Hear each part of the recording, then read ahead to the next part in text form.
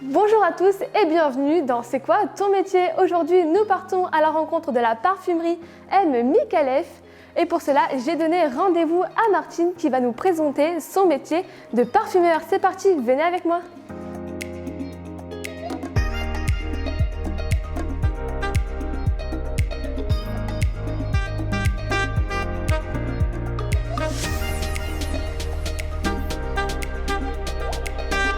Je suis actuellement avec Martine Micallef. Bonjour. Bonjour Clara. Alors vous êtes directrice artistique de la marque de parfum M. Micallef. En quoi consiste votre métier?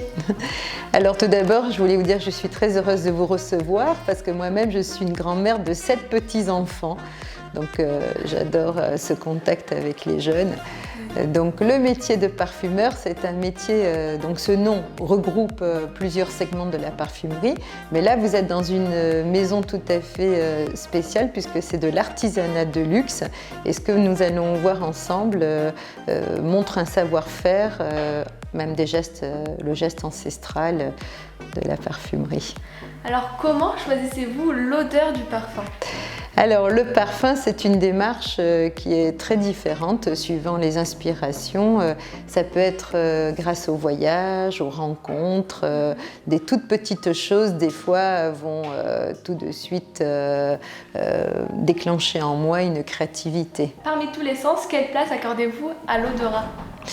Pour moi, c'est la première, bien entendu, puisque si on est malheureusement avec un handicap comme sourd ou aveugle, l'odorat, bien entendu, est directement connecté avec le cerveau. Oui. Donc l'odorat reste vraiment, pour moi, le sens numéro 1. Alors, vous remplissez à la main vos flacons. Comment faites-vous et avec quel outil travaillez-vous? Nous allons voir tout cela. Donc, c'est un remplissage en semi-automatique avec des machines qui remplissent en faisant le vide dans le flaconnage avec le remplissage, sertissage à la main aussi. Donc sertissage, cela veut dire? C'est une machine mais qui n'est pas à air comprimé, qui est manuelle aussi et qui va sertir, qui va gripper le cache-pompe sur le flacon. D'accord. Alors comment imaginez-vous la forme de vos récipients?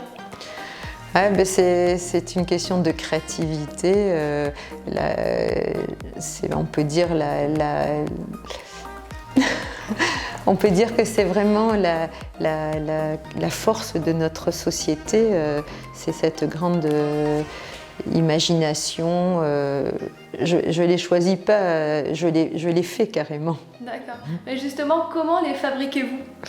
Alors je dessine au départ, je dessine un croquis, je vais avoir déjà un process qui se met en route dans ma tête.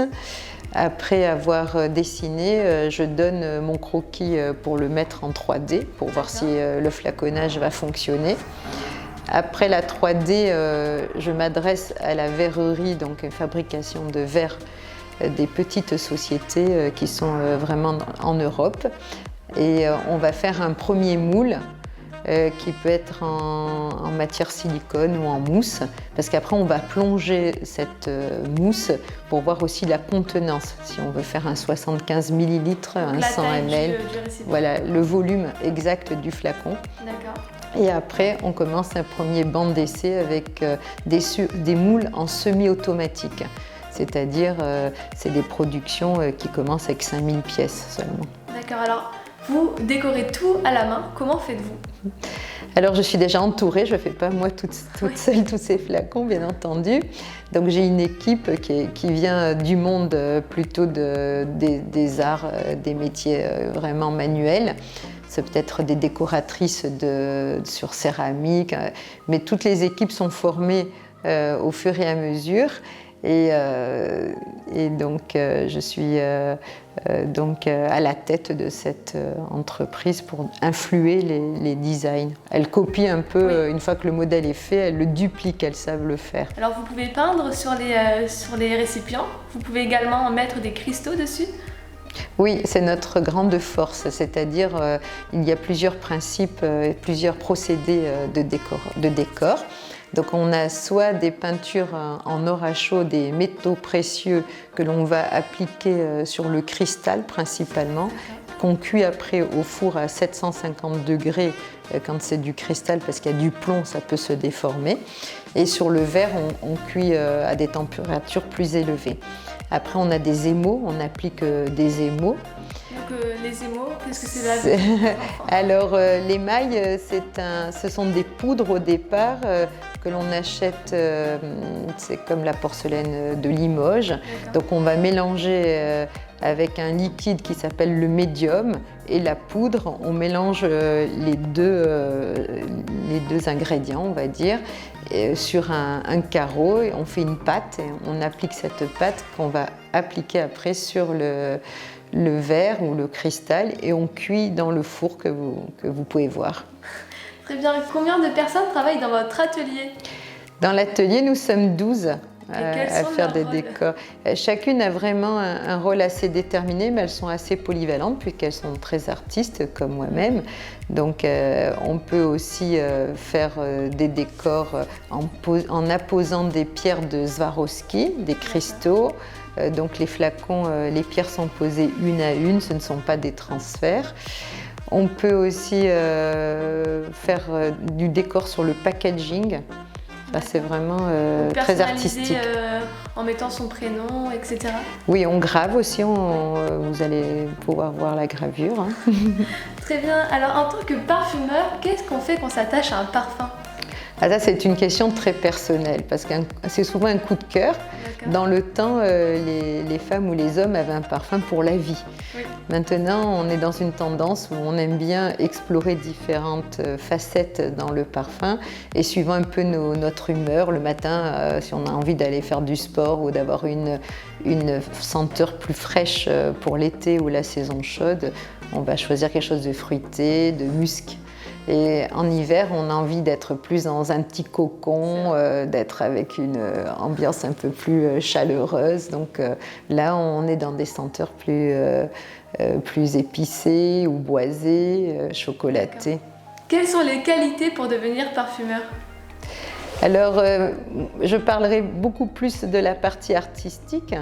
Donc, une créatrice artistique, elle doit être avant tout... bon, déjà, c'est un métier passion.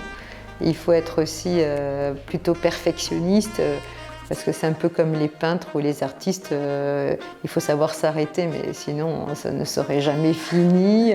Il faut avoir de la dextérité, être habile, avoir de la créativité, être dans un monde imaginaire. Et en ce qui concerne la partie olfactive, moi je suis une autodidacte, donc je n'ai pas fait d'études.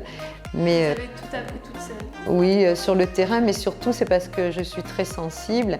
Donc je suis entourée par des nez. Donc un nez, c'est vraiment quelqu'un qui va savoir composer les formules sur le coin de la table. Voilà, du parfum. Et moi, quand je suis en réunion et que je suis entourée par ces nez, je les amène dans cette aventure imaginaire. Donc si je veux créer par exemple un parfum avec une ambiance sous bois, je leur parle de mousse, de petites plantes vertes au bord de la rivière. Et dès que je vais dire des noms comme ça, que je vais m'exprimer dans ce monde imaginaire, eux, tout de suite, ils vont transcrire en formule. On dit mousse, ça correspond à cet ingrédient. Je vais dire bois, ça peut correspondre à du patchouli ou ça peut correspondre à d'autres notes olfactives. Merci d'avoir répondu à mes questions. Moi, je vous retrouve tout de suite.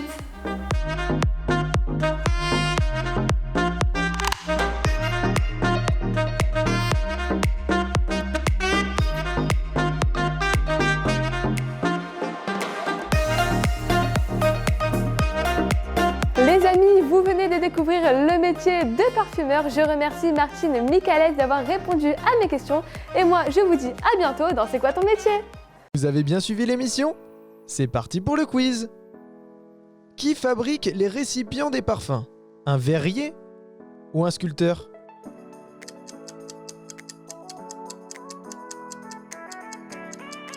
C'est un verrier qui fabrique les récipients des parfums puisqu'ils sont fabriqués avec du verre. Quel rôle a le nez? Il compose les formules de parfum ou il compose des formules magiques? Le nez compose les formules du parfum, les enfants, c'est comme ça qu'il sent aussi bon. À l'époque, les hommes et les femmes avaient-ils tout le temps le même parfum? Non, ils changeaient régulièrement? Ou oui, un parfum pour toute la vie? À l'époque, les hommes et les femmes avaient un seul et unique parfum pour toute leur vie. Félicitations, à bientôt pour un prochain quiz.